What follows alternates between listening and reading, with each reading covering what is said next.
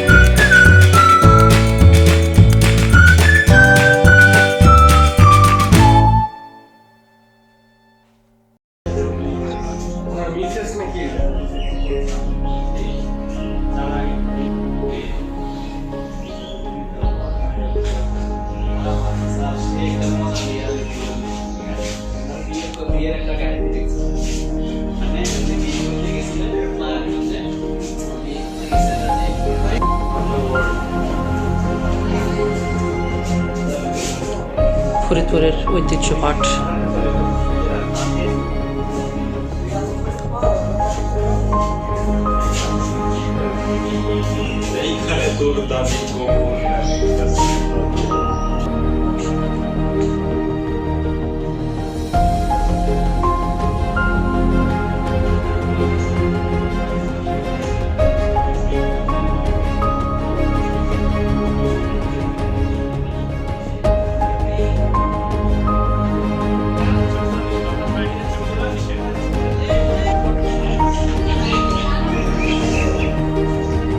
হাসুমিয়ার পাঠশালা সাংস্কৃতিক কেন্দ্র।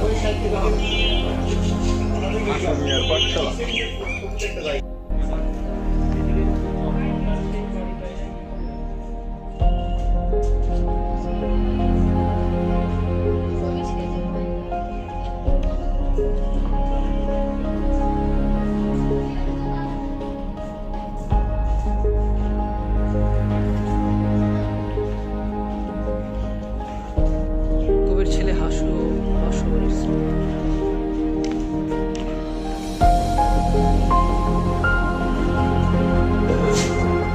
আসমানি আসমানিরে দেখতে যদি তোমরা সবে চাও, রহিমুদ্দির ছোট্ট বাড়ি রসুলপুরে যাও। বাড়িতে নয় পাখির বাসায় ভেন্না পাতার ছানি, একটুখানি বৃষ্টি হলে গড়িয়ে পড়ে।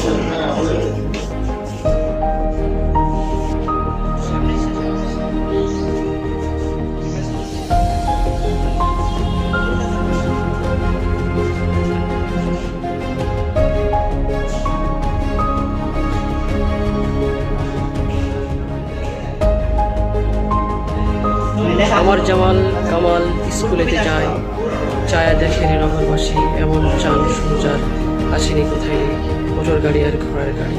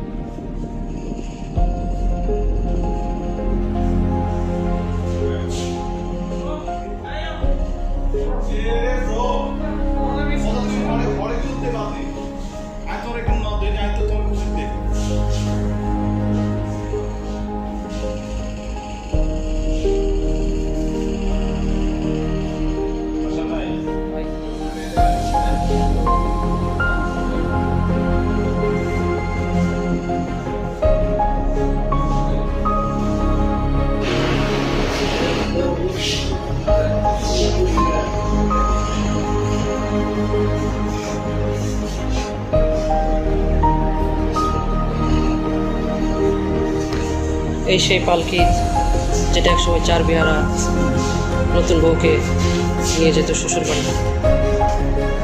আজকে এই সংস্কৃতি বিলুপ্ত ঘটেছে, কিন্তু এটা এখনো সেই কালের সাক্ষী হিসেবে রয়ে গেছে। এই টেবিলে বসে হয়তো অসংখ্য কবিতা রচনা রচিত হয়েছে। বাংলা সাহিত্য সম্মেলন 1972।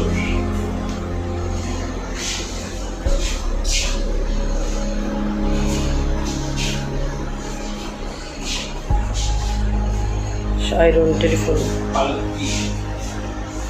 টেপ,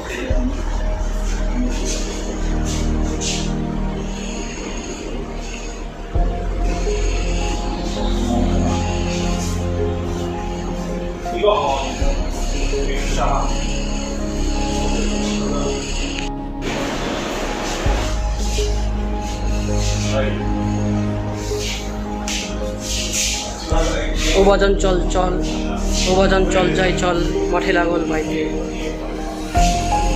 40 পয়সার 61টার টিকিট 1976 সালে।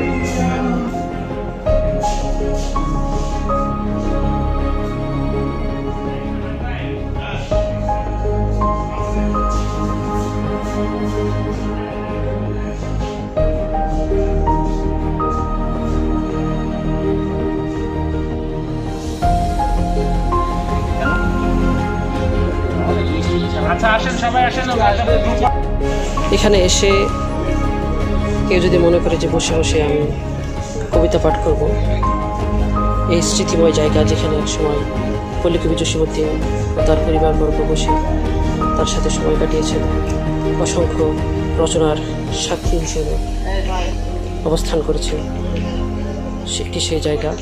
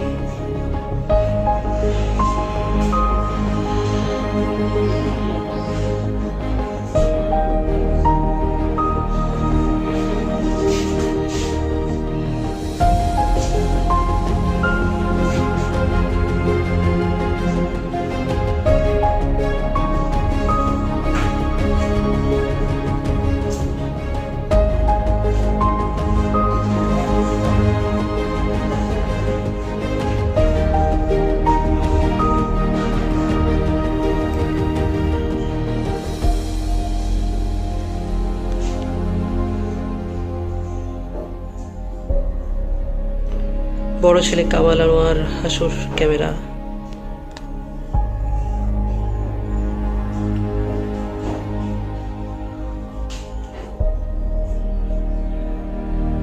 এগুলো হয়তো ছেলেদের মেয়েদের খেলার পুতুল।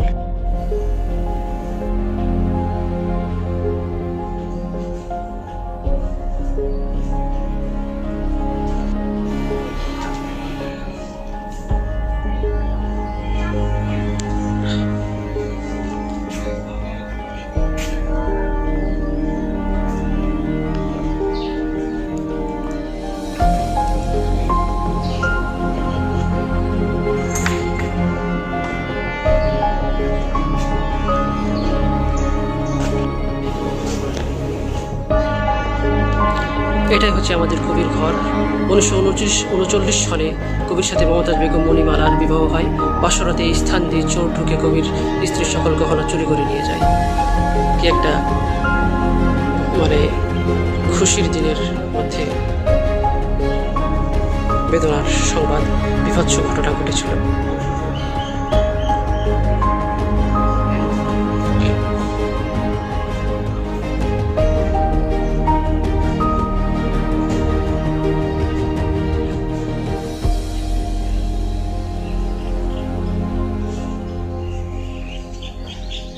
আমি আমার হিন্দু বন্ধুদের বাড়ি হইতে চাহিয়া চিন্তিয়া ফুলের গাছ পাতাবাহারের ডাল বাড়িতে আনিয়া লাগাইতাম, গাছগুলিকে কতই না যত্ন করিতাম, যেটা এখন আর গ্রামে গঞ্জে দেখা যায় না। অথচ একসময় প্রতিটা ঘরের কোণে এরকম বারান্দায় দেখা যেত।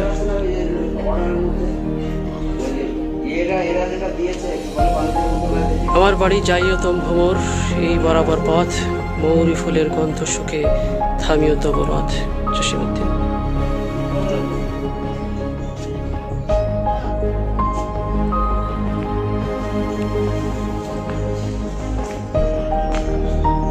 মধুমালার বাসা। কবির পিতা মাতা ও ছোট ভাইয়ের ঘর। হ্যাঁ, এখানে আসলে অনেক পুরাতন স্মৃতি মানে মনে পড়তেছে।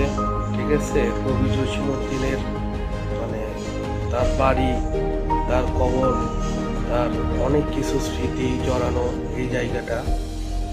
আমাকে খুব ভালো লাগতেছে এখানে এসে। এত হাসি কোথায় পেলে জসীমউদ্দিন, এত হাসি কোথায় পেলে, এত কথার থলথলানি? কে দিয়েছে মুক্তি ভরে কোন বা গাঙের কলকলানি? কে দিয়েছে রঙিন ঠোঁটে কলমি ফুলের গুলগুলানি? কে দিয়েছে চলন বলন কোন শিলতার দুলদুলানি? কাদের ঘরে রঙিন পুতুল,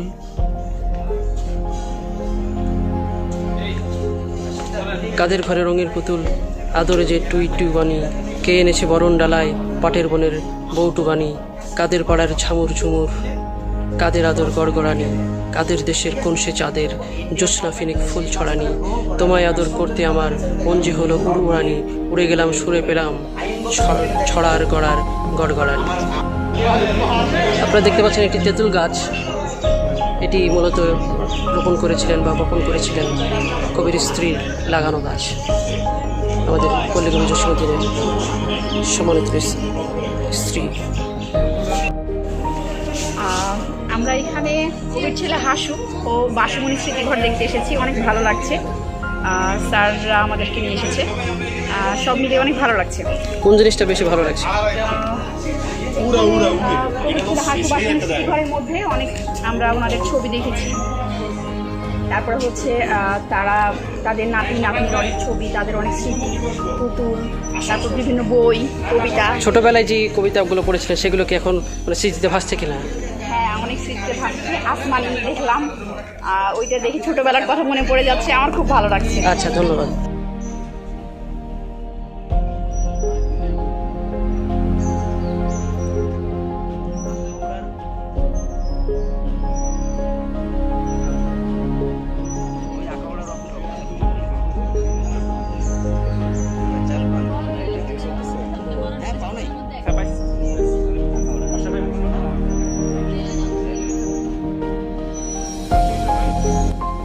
হ্যাঁ, আমি লেখা থাকি।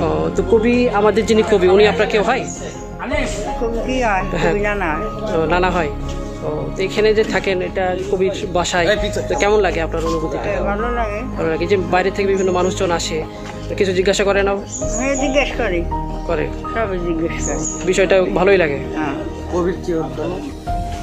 বাংলাদেশের যতগুলো কবি সাহিত্যিক আছে তাদের মধ্যে মূলধারার এই কবি আমাদের জসীমউদ্দিন।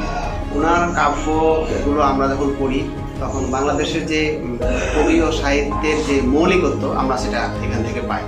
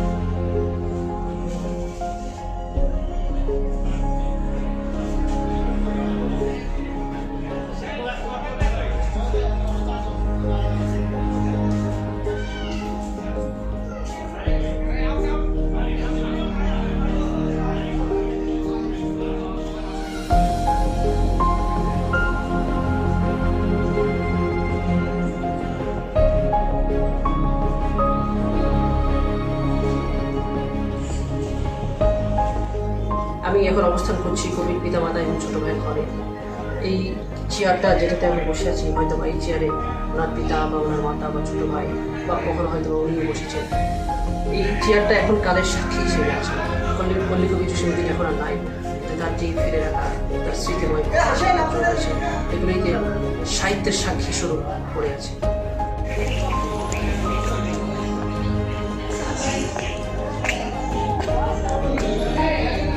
কবির পারিবারিক কবরস্থান, যেখানে উনি কবিতা লিখেছিলেন তার দাদিকে নিয়ে, তার দাদির কবর ছিল, এবং পরবর্তীতে তার পিতা মাতা ভাই বোন এবং তার স্ত্রী বা তার বংশধরের কবরও এই জায়গাতে অবস্থিত।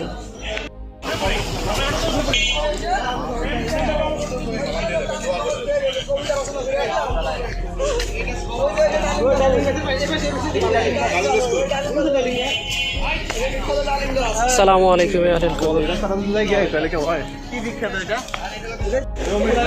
এটাই সেই কবরস্থান, আর ওটাই সেই ডালিম গাছ। এইখানে তো দাদির কবর ডালিম গাছের তলে 30 বছর ভিজায় রেখেছি, 2 নয়নে চলে। ডালিম গাছ আজ আসে, কিন্তু সেই কাঙ্ক্ষিত ডালিমটি আর নাই। সেটা হয়তো বা কালের সাক্ষী হিসেবে রয়ে গেছে। 30 বছর ভিজিয়ে রেখেছি।